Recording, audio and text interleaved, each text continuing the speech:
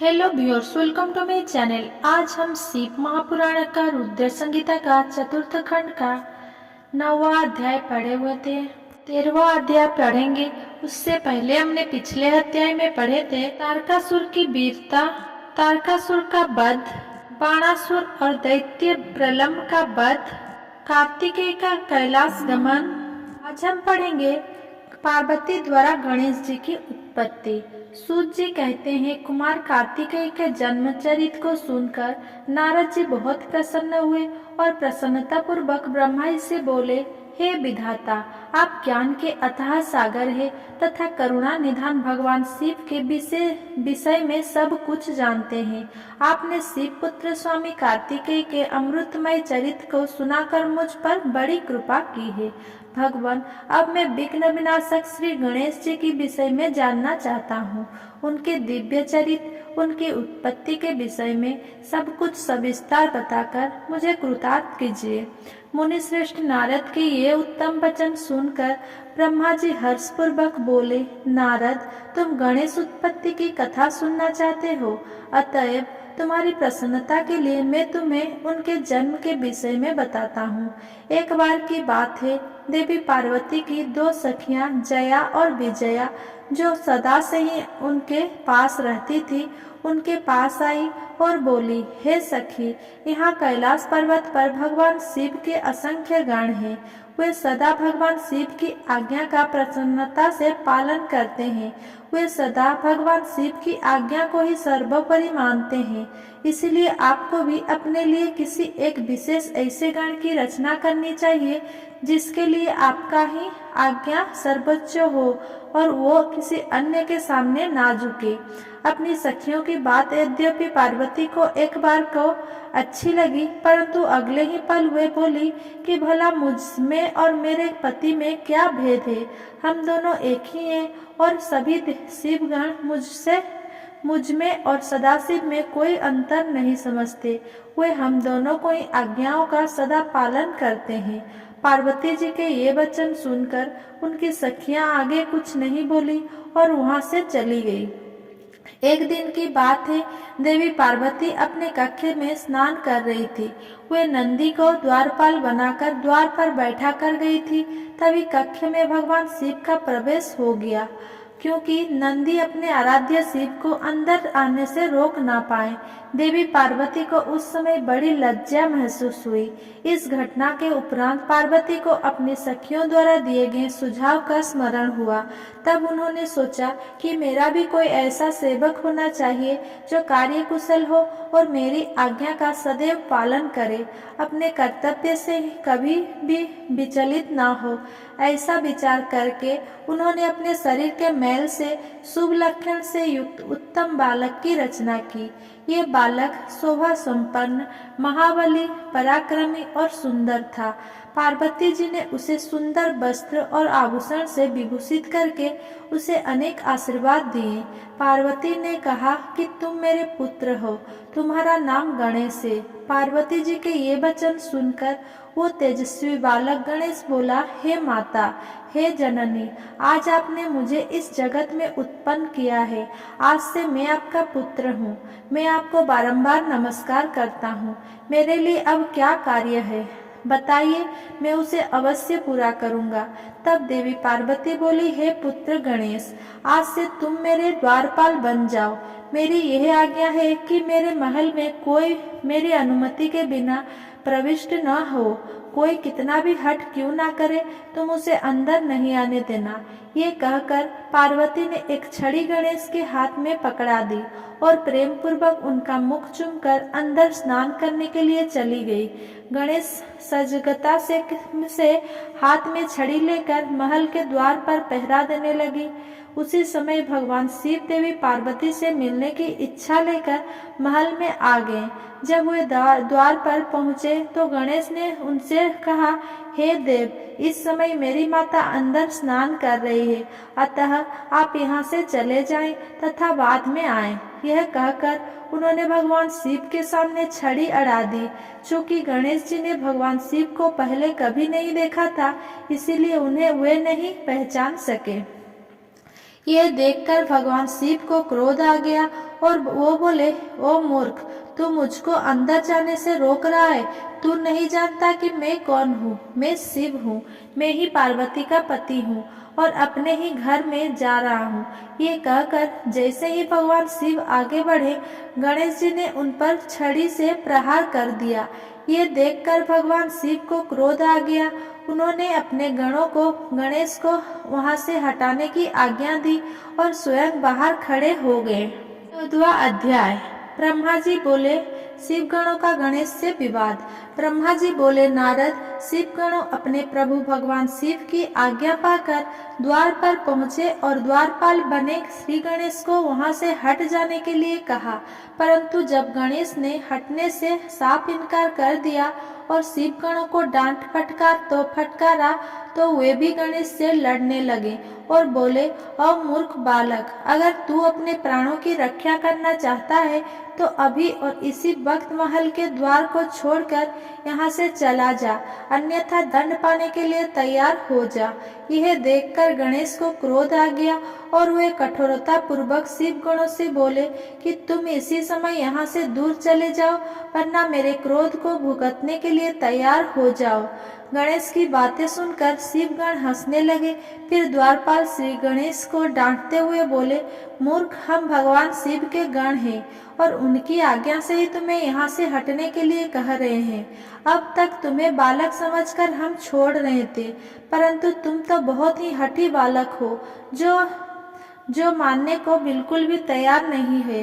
तो अभी भी कहते हैं कि शीघ्र ही यहाँ से हट जाओ, अन्यथा मार दिए जाओगे।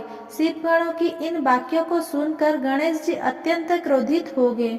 उन्होंने शिवगणों को डांटा और धमकाकर वहां से भगा दिया।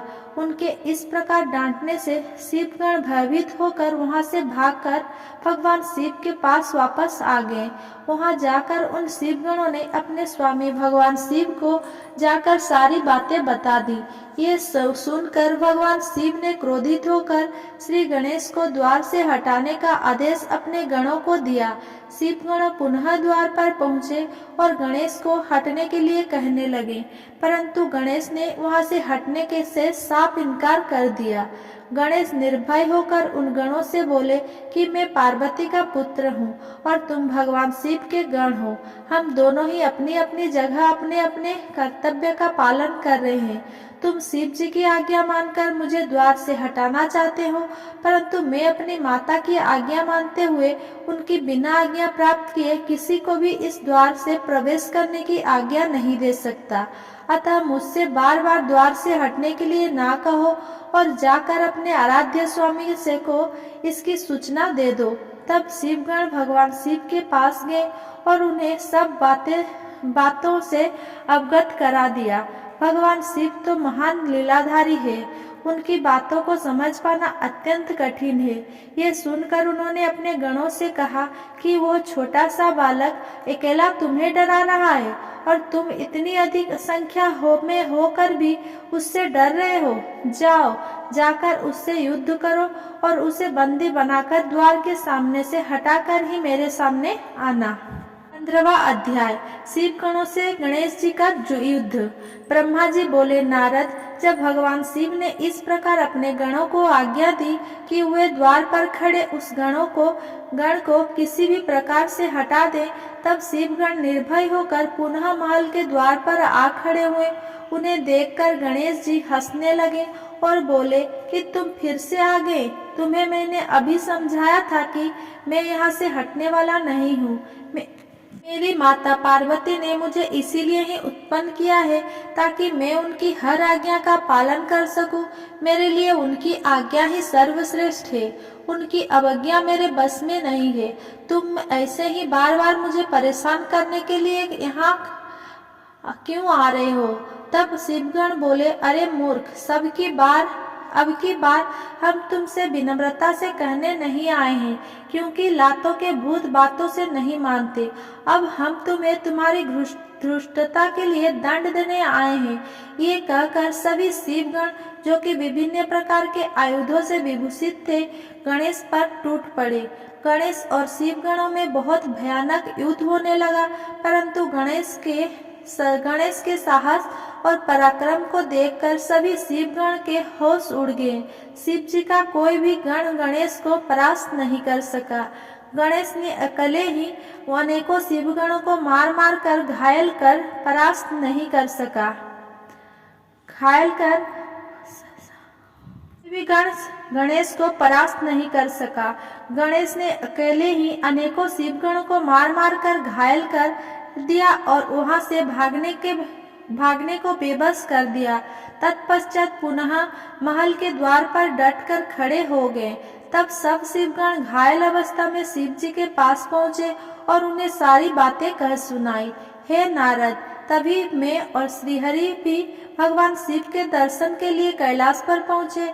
वहां हमने भगवान शिव को इस प्रकार चिंतित देखकर उनकी परेशानी का कारण पूछा। तब शिव जी ने कहा, हे विधाता, हे विष्णु, मेरे महल के द्वार पर एक बालक हाथ में छड़ी लेकर खड़ा है और वह मुझे महल के भीतर नहीं जाने दे रहा है, अतः मैं यहाँ खड़ा हूँ। उसने मेरे गणों को भी मार पीट कर वहाँ से भगा दिया है। ब्रह्मा जी, आप जाकर उस बालक को समझाइए। तब मैं भगवान शिव की आज्ञा से गणेश को समझाने के लिए गया। मुझे वहाँ आया देखकर गणेश जी का क्रोध और बढ़ गया और वे मुझे मारने के लिए दौड़े। उन्होंने मेरी दाढ़ी मुझे नोच डाली और मेरे साथ गए गणों को प्रताड़ित करने लगे। ये देखकर मैं वहां से लौट आया। भगवान शिव को मैंने सारी घटना बता दी। ये सुनकर उन्हें बहुत क्रोध आया। तब शिव जी ने इंद्र सहित सभी देवताओं, भूत प्रेतों को गणेश जी को द्वार से हटाने के लिए भेजा, परंतु यह सब व्यर्थ हो गया। गणेश ने सबको मारपीट कर वहां से भगा दिया। उस छोटे से बालक ने देवताओं की विशाल सेना के छक्के छुड़ा कर रख दिए। जब इस बात की सूचना महादेव जी को मिली तो वे बहुत क्रोधित हुए और स्वयं ही गणेश को दंडित करने के लिए चल दिए। 16वां अध्याय, गणेश जी का शिरोच्छेदन। ब्रह्मा जी बोले, हे मुनि श्रेष्ठ नारद, इस प्रकार जब सभी शिवगण, देवता और भूत प्रेत उस बालक द्वारा परास्त हो गए तो स्वयं भगवान शिव उस बालक को दंड देने के लिए चल दिए। वहां गणेश ने अपने माता के चरणों का समस्त स्मरण करके भगवान शिव से युद्ध करना आरंभ किया। एक छोटे से बालक को इस प्रकार निर्भयता पूर्वक युद्ध करते देखकर भगवान शिव आश्चर्यचकित रह गए। इतना वीर, पराक्रम और साहसी बालक देखकर शिव जी को एक पल अच्छा लगा, परंतु तभी अगले पल उन्हें उस बालक की धृष्टता का स्मरण हो गया। उस बालक ने उनके प्रिय भक्तों और गणों सहित देवराज इंद्र और मुझे भी प्रताड़ित किया था। भगवान शिव क्रोध के वशीभूत होकर गणेश से युद्ध करने लगे। उन्होंने अपने हाथ में धनुष उठा लिया। भगवान शिव को इस प्रकार अपने निकट आते देखकर गणेश ने अपनी माता पार्वती का स्मरण करके भगवान शिव पर अपनी शक्ति से प्रहार कर दिया। गणेश के प्रहार से शिव जी के हाथ का धनुष टूटकर गिर गया। तब उन्होंने पिनाक उठा लिया, परंतु गणेश ने उसे भी गिरा दिया। ये देखकर शिव जी का क्रोध 7वें आसमान पर पहुंच गया। उन्होंने त्रिशूल उठा लिया। अब तो गणेश और त्रिलोकीनाथ भगवान शिव के बीच अत्यंत भयानक युद्ध छिड़ गया। अपन भगवान शिव तो सर्वेश्वर है, सब देवताओं में श्रेष्ठ और लीलाधारी है। उनकी माया को समझ पाना हर किसी के बस की बात नहीं है। वे महान वीर और पराक्रमी है। उनकी शक्ति को ललकारना स्वयं अपनी मृत्यु को बुलावा देने जैसा है, परंतु गणेश भी यह ना समझ सके। अपनी माता का आशीर्वाद पाकर गणेश ने अपने को अजय जानकर पूरे पराक्रम से युद्ध किया। दोनों में भीषण युद्ध चलता रहा। सभी देवताओं और शिवगणों के साथ मैं भी उनका वह युद्ध विस्मित होकर देखता रहा। जब गणेश किसी भी तरह से अपने हट से पीछे हटने को तैयार ना हुए तो भगवान शिव के क्रोध की सारी सीमाएं टूट गई और उन्होंने अपने त्रिशूल से श्री गणेश का सिर काट दिया। अगर मेरा ये वीडियो आपको पसंद आया हो तो मेरा वीडियो को लाइक, कमेंट, शेयर करें और मेरा चैनल को सब्सक्राइब करें। धन्यवाद।